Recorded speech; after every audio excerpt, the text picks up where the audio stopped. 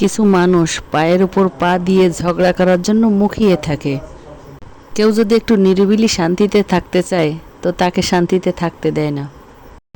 আপনি কোনো ঝঞ্ঝাট ঝামেলা ছাড়াই একা একা চলতে চাইছেন, কিন্তু দেখবেন পথে ঘাটে মোড়ে বাজারে কেউ কেউ আপনার নামে বদনাম ছড়িয়ে বেড়াচ্ছে।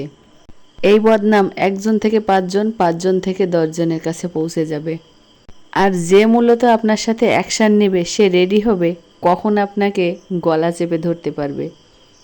ঠিক এই বিড়াল দুটোর মতো দেখেন, একটা আরেকটার উপর কিভাবে অ্যাকশান নিচ্ছে। যদিও এটা খেলার ছলে, তবুও মানুষ কিন্তু এভাবেই নিরীহ মানুষের উপর অ্যাকশান নেয়।